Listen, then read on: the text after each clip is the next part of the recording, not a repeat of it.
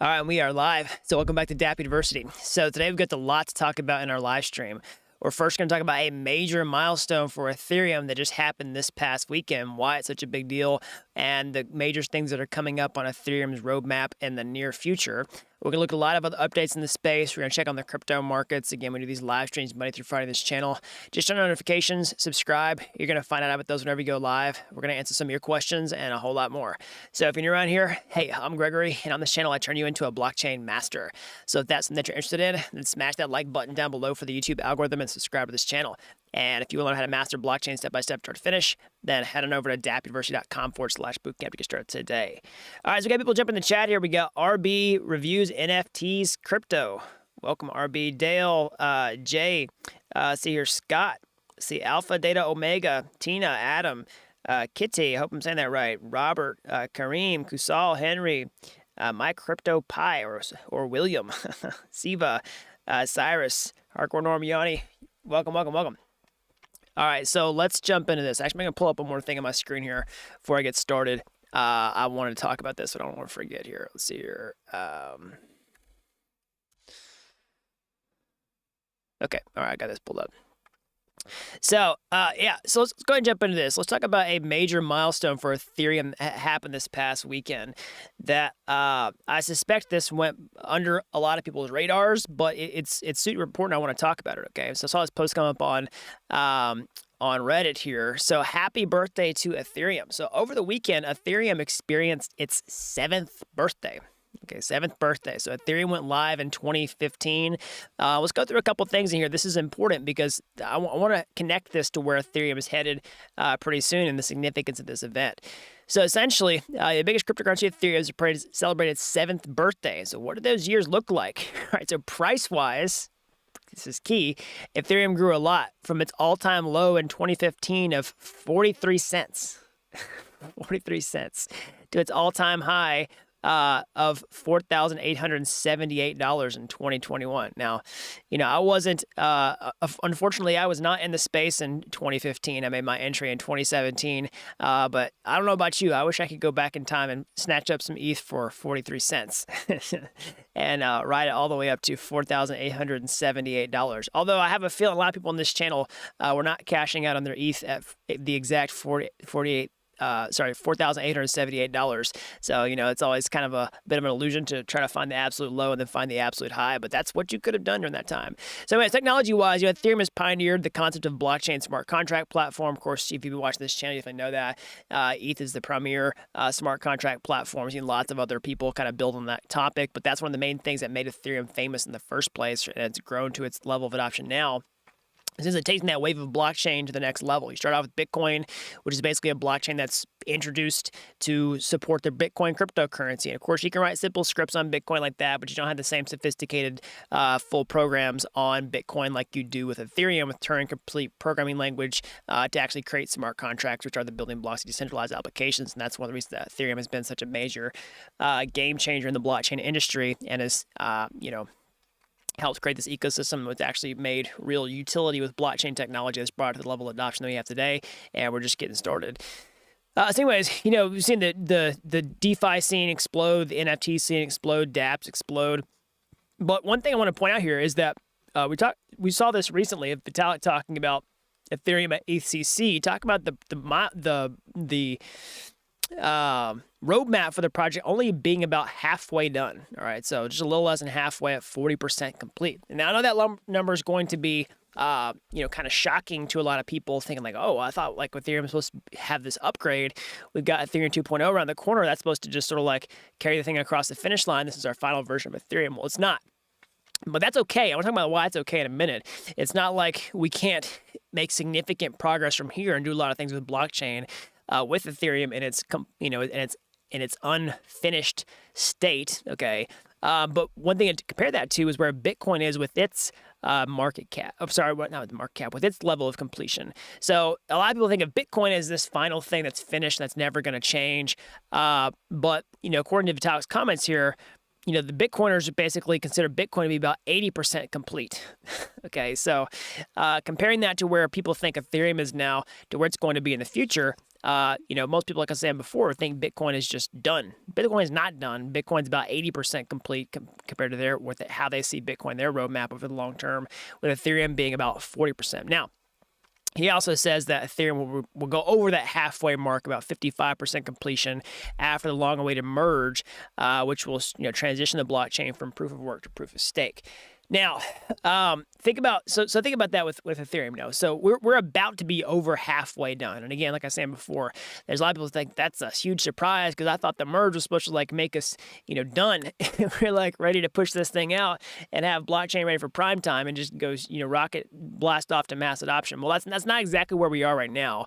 But there are some really important things that are going to help ETH sort of capture more of that, market share and users really quickly, which I'm going to point to here in a minute. Some pretty significant updates. So, anyways, that's a huge milestone that happened for ETH over the weekend. That's what the past 7 years have looked like.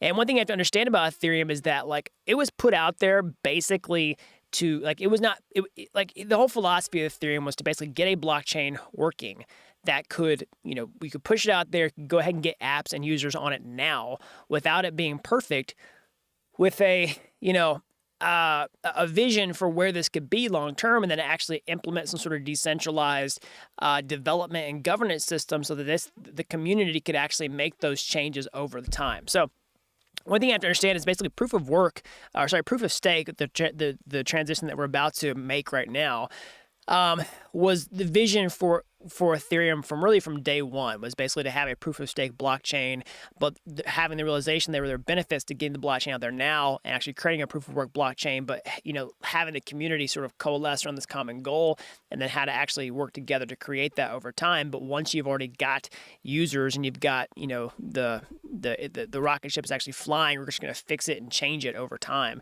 And what you're seeing play out is really a huge deal. The fact that we're able to actually make that transition while the blockchain has billions and billions of dollars on top of it, with all these different users and all these eyeballs on it, it's really, really impressive. Okay, and now, of course, I don't want to count my chickens before they hatch here, but I'm basically making the assumption that the ETH merge is going to be successful. That's going to be relatively on time. Okay, but assuming those things do happen, that's going to be major. But I want to talk about, sort of what are some of the things that can happen in this these coming years that will, essentially be part of the remaining, 45%.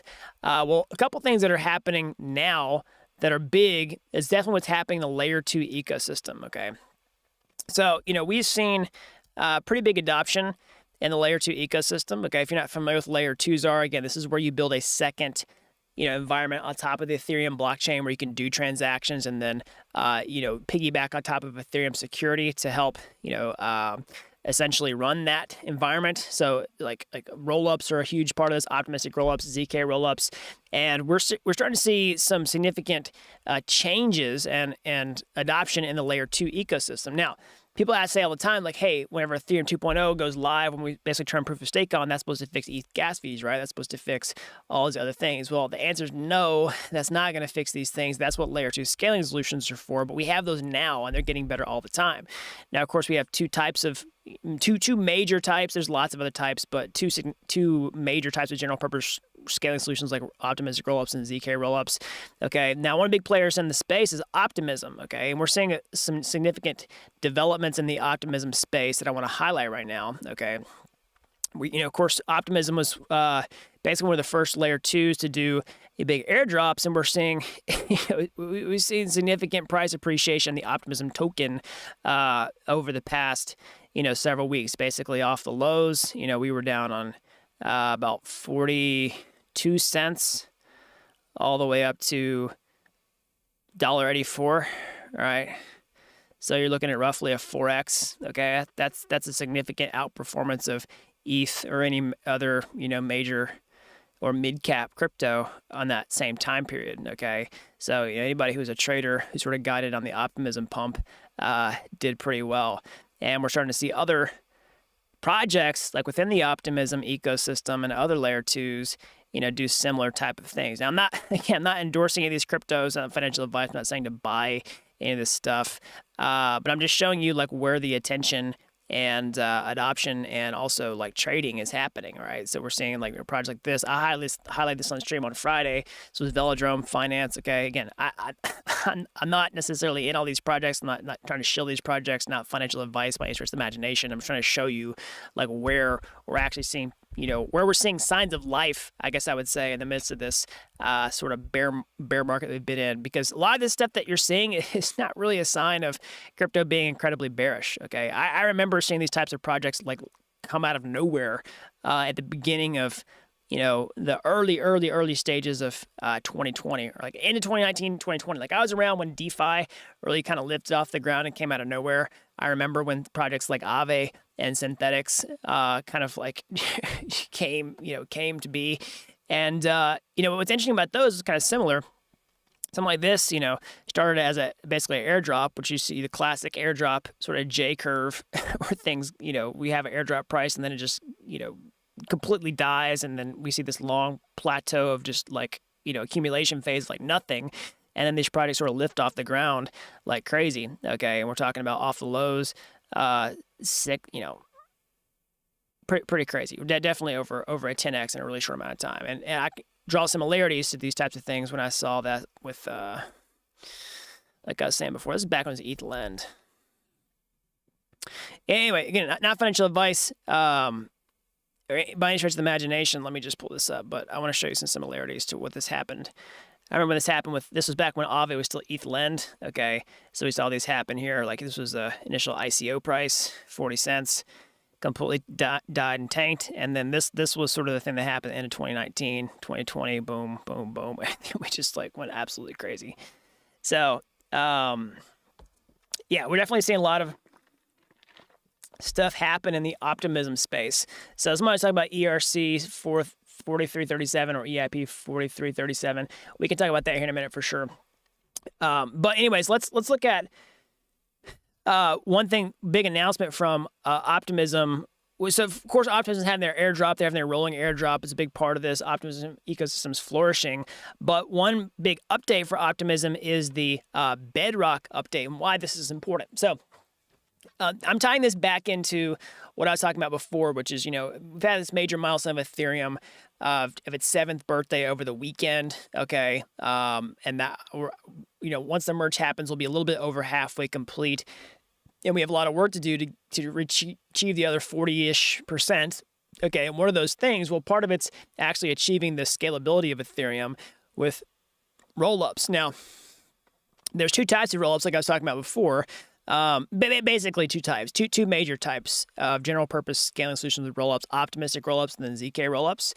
So, Optimism is an optimistic rollup strategy. I mean, hence the name Optimism. We're basically use a set of validators to optimistically validate transactions in order to put them back on the main chain, which is basically really simplifying things. It's a way of assuming that certain information is sort of true until proven otherwise when you put it back on chain, versus something like a ZK rollups, which essentially uses cryptography to prove the validity of things before you put it on chain. Okay, so that's a really simple, probably overly simplified explanation, but that's the gist of it. But why I say that, why I bring it up? So we'll set the stage for Optimism, and just closer to a major Bedrock upgrade. So why is this important for layer 2s? So we saw this tweet come out on July 30th. So the new upgrade is set to address various major bottlenecks of existing rollup ecosystems and unlock new opportunities for all dApps based on Ethereum layer 2s. Basically, talking about the Bedrock update, basically rollup decentralization and zero knowledge. That's what ZK stands for. I'm trying to decipher this, but it decided to just pop up the tweet on my screen. I was trying to just read an article. Rollup decentralization and zero knowledge. Bedrock is a rollup client, not an optimistic rollup client. Okay, so basically, we're talking about getting Bedrock Optimism ready for a zero knowledge future.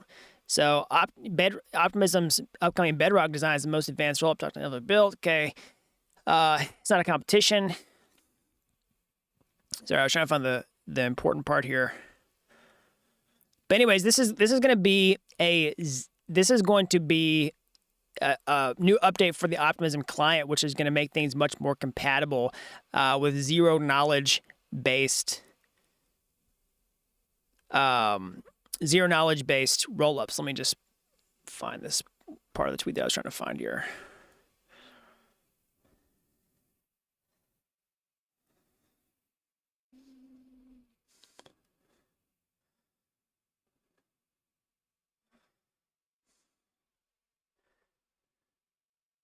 Yeah, I can't find the part that I was talking about before. But anyways, the big picture here is that this is going to make things way more friendly with zero knowledge based rollups with the Optimism ecosystem in the future. Okay, and if you've been watching this channel at all, watch these live streams, I think that having rollups and having all the scaling solutions that work now is great to move the progress forward. I'm mostly excited about zero knowledge based solutions in the future, how we can use cryptography to essentially do this. That's basically heading it in the right direction.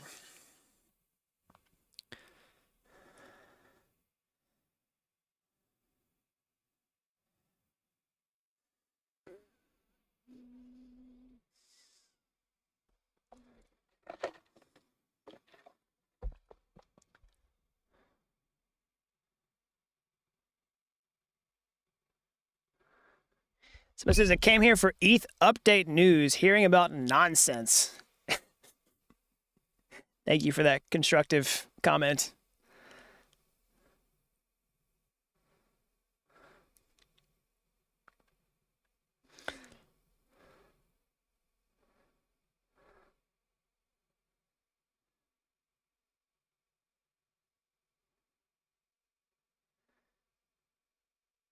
So, let's see here. So yeah, we're definitely seeing a lot of adoption in this layer 2 ecosystem. Optimism, like I was saying before. So a quick update from our stream on Friday. I talked Friday about the possibility of getting free crypto from an Ethereum fork. Okay, and a lot of people were mad about that video because, of course, they saw the title and thumbnail and thought that I was going to tell them instantly how to get free crypto. But we're starting to see this actually make circulation across other crypto news outlets. Okay, so we were one of the first people talking about this, and now it's actually gotten picked up. Okay, so we have the Ethereum 2.0 merge, or the transition to proof of stake, happening in September. All right, that's just a few short days away. It's about 50-ish days away. I gotta update my countdown timer. Let's take a look right here. How many days away is September 19th?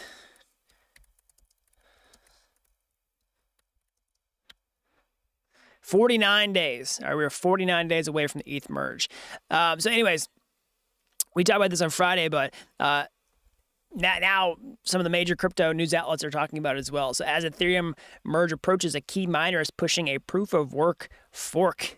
Okay, so this echoes a lot of what I was saying on Friday, but basically, we have Ethereum 2.0 right now that, that basically is this beacon chain is getting built over here. It's going to get merged back into the main Ethereum chain that we use now. Some proof of work's going to turn on. And there's, of course, resistance to this type of change from the mining community, because whenever we merge, miners are getting replaced by validators. Okay. And they're sort of saying like, hey, okay, we could go to Ethereum Classic, which is going to support proof of work, or we could just take Ethereum and fork it again and remove the difficulty bomb and just maintain our own version of Ethereum that we have now, like with EIP 1559, but just like take out proof of stake, or just like keep the chain that we have now, basically just proof of work Ethereum. Okay, just don't do the merge, and then fork. That's the whole idea of a fork, is you take it off into two different directions, and then maintain the old copy of proof of work. So basically, we're seeing this now. The ideas gain fresh impetus after Chandler Guo, I hope I'm saying his name right, influential Chinese miner and investor from basically was pretty instrumental in the Ethereum Classic fork as well. Okay, which we could see the same type of thing happen over and over again. And this, this echoes what I was saying before, which is like, if this happens, it's going to be really hard to get free coins that are actually be worth anything because of the value of the network itself. Like you could get, like if you forked, like what's going to happen is your wallet's instantly going to populate with the same balance of Ether or Ethereum cryptocurrency that it had in the previous network. But the question is, how are you actually going to get value out of that? Like it's got to get listed on a cryptocurrency exchange, or you got to be able to swap it in a DeFi app. And the apps aren't going to be worth anything. Like the apps aren't necessarily going to work properly if this were to happen because of Oracle support. There's just lots of different dependencies. Like if you swap to a stable coin, like who's going to honor the price of that stable coin? There's lots of unknowns here. Now, you could have some smaller centralized exchanges maybe offer support for like proof of work Ether. Like that's what the incentives would be. They basically like some much smaller exchange that wants to cut the fees for trading to like, all right, we're going to list proof of work ETH and we're going to let you start like, trading. But then you're going to have to KYC to get on those exchanges. You're going to have to, who knows what the liquidity depth is going to be like on those exchanges. There's lots of problems. It's not just easy mode, like boom, we forked ETH and now everybody's has double the amount of USD in their wallet because they got some free Ether for holding on both chains. And also, like if you bought ETH and you're holding on a centralized exchange, like you're not going to get any benefit out of that either because you would have to hold it into an on-chain self-custody wallet so that you can actually control and get the benefit of that. So there's a lot of people that are like, hey, this is awesome, I'm gonna get free money, but it's not that simple.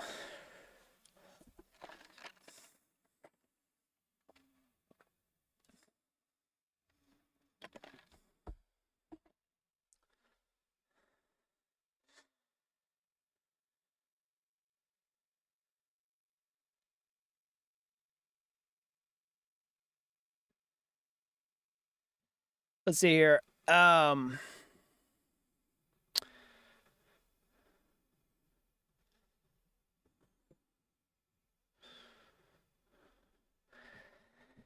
So yeah, we have 49 days until the Ethereum merge. Okay, September 19th again. So this is always a penciled in date. There could be things that could happen that could push this back, but because this has essentially been announced, like there's a much higher confidence in this date because the only real main thing that has to happen, okay,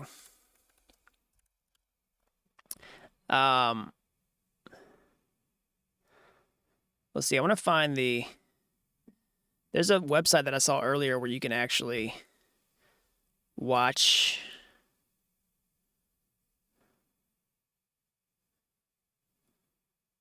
the progress of the Goerli merge. I can't find it though. But anyway, the Goerli testnet's the last major thing to happen before the Ethereum 2.0 merge. So here's the status of that. Basically, it's going to run through the Bellatrix upgrade on August 4th and merge with Goerli between August 6th and 12th. All right, so that's the next 2 weeks, basically. We're going to see all this happen. So we'll track the progress of this on the streams, and assuming that this goes well, which we've had successful merge rehearsals on the other test networks. So I don't see any big reason why this one would fail. Okay. And assuming that is successful, then we should be on track for a mainnet Ethereum merge in September 19th, which is only 49 days away. So again, what is this? So basically, Ethereum supports test networks where you can do things like deploy applications, spend crypto without risking any real money, okay? And essentially, these test environments where we do all kinds of things. So, we can practice the Ethereum merge before we actually do it on the main blockchain because, it's so important to test this stuff over and over and over again because whenever you do the merge live, like you're taking two different blockchains that both have billions of dollars of cryptocurrency on them and then just like stitching them together. And so you really want to make sure that that's 100% and really double, triple, quadruple, quintuple check your work under all set of circumstances before you do that for real. Why does a blockchain need nodes to run and verify transactions? That's a good question. So basically, a blockchain is the peer-to-peer network of nodes, the computers called nodes all talk to one another. So the whole idea is that you have multiple computers that participate in running this global computer that kind of acts as one computer, but a bunch of people run it. So that's the whole point, is decentralization, to where there's no central point of failure. There's no one single person that controls it. You have multiple people who are responsible for the same thing. And why do you need multiple? Well, duplication is how you get trust. Okay, so if you have a public ledger that says I have $10 in my account and you have $10 in your account, well, if it was a centralized, database, then somebody could just instantly go into that database and just edit your account and say, okay, well, now you have $100, now you have $1,000, now you have $0, right?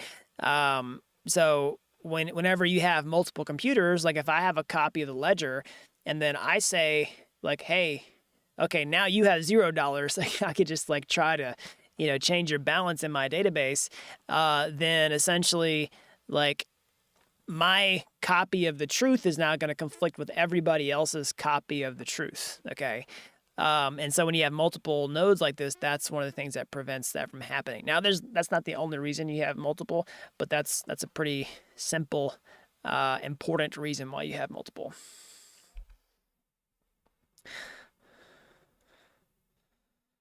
Will there be MAV bots on E2.0? Yes. What's my expectation about the merge?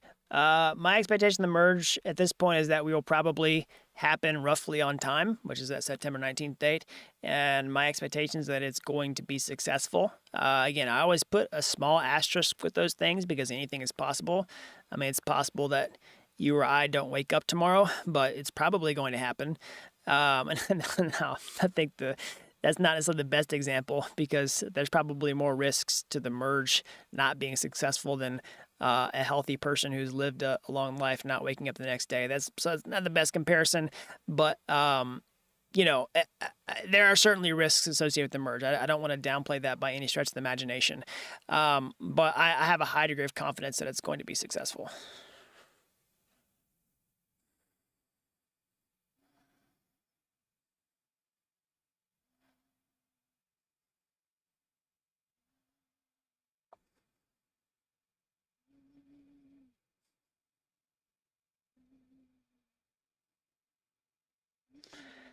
But it's like changing the engine of a car that's currently racing. Yeah, totally. It's a good analogy.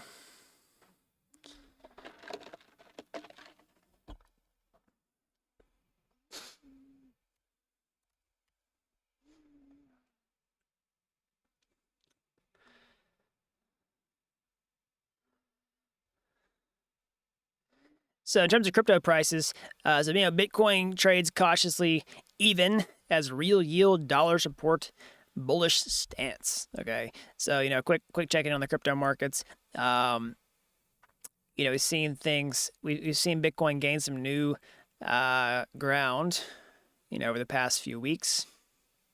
I think a lot of this had to do with people's perception.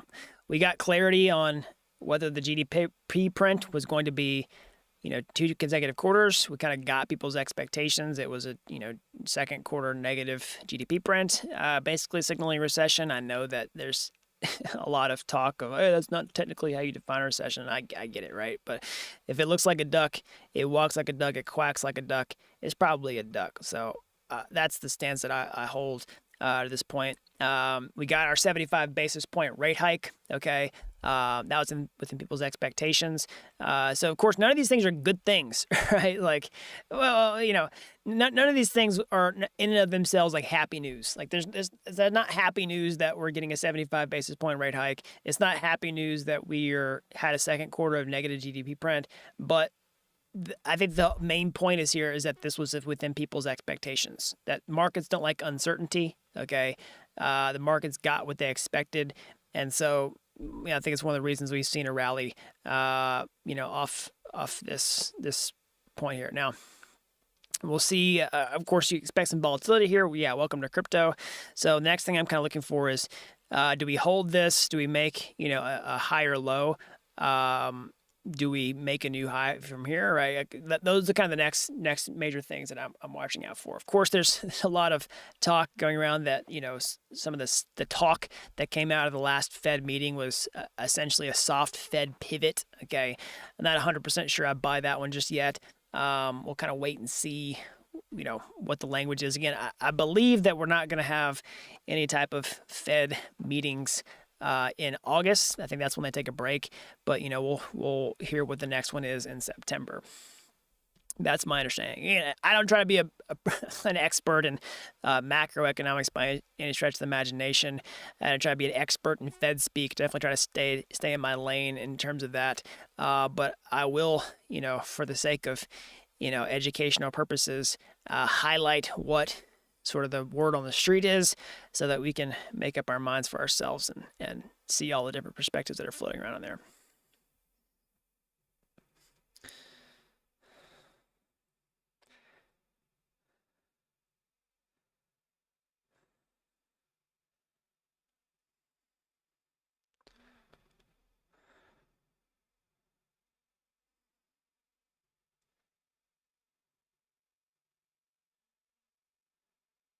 How can we move real estate transactions on chain?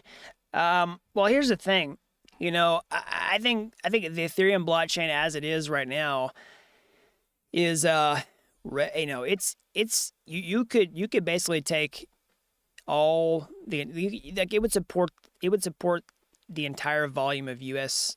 real estate transactions in its current form. Okay, now not every single piece of those transactions, like if you had to update a smart contract every time like an appraisal came in, or every time a inspection happened, or every time a loan origination happened. Like I realized that every one real estate transaction may have dozens of micro sort of like transactions that update the status of that transaction, like moving it from each state and every single thing that happens along the way. But assuming you were just talking about the actual final purchase of a property, which would, essentially, like think about a closing. Like when you get a real estate closing and you finally sign all that paperwork. Like if you never purchased a property before, you may not understand this, but if you have, you know what I'm talking about. If you go purchase a property, you have a closing where you go to, a title attorney's office or whatever, right? Wherever you decide to do it. And, there's a lot of due diligence that has to happen before the closing happens. To check title, do all this stuff. But anyways, you sign a bunch of papers in the day. And essentially, you signing all those papers is what transfers the ownership from the buyer to the seller. If there's any type of, financing involved, that's what makes all the financing terms official. If you're putting a down payment in, you usually have to do a wire ahead of time. Okay. That's the part I'm talking about, where you could let's just bundle all that up into a single transaction. And then that entire process could be automated on chain and done now with the current scalability of the Ethereum blockchain itself. Okay. We don't need roll-ups to make that possible. That's a pretty simple transaction. And real estate transactions are a pay-to-play type of thing. So blockchain is a perfect type of thing because you're paying to initiate that transaction in the first place. It's a no-brainer. Now, the real bottleneck here is just regulations, right? And incentives. You have to get to a point where that smart contract, sale, and the ownership of the property, modeled with an NFT or something like that, is actually a legally recognized thing. That's the bottleneck. Okay, so I don't think that's the incentives aren't for that to happen in the U.S. tomorrow. I think where we're going to see those types of transactions happen are in less developed areas where that is a better alternative than the existing system. Okay, and so then over time, that sort of playing out in a broader sense. So the technology is not the bottleneck here; it's the legal system and the incentives to replace the existing systems. It's too much public information to migrate on blockchain. Permissionless blockchain is the answer for real estate. So I'm not sure permissioned information. Permissioned blockchain is the answer for. Yeah, I see that perspective.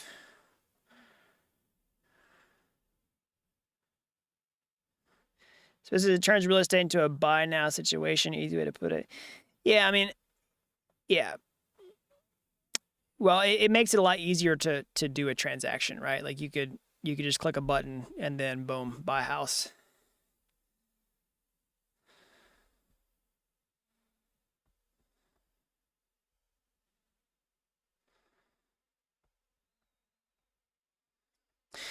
All right, everybody. That's all I got for today. As always, smash that like button down below for the YouTube algorithm. Subscribe to this channel if you haven't already.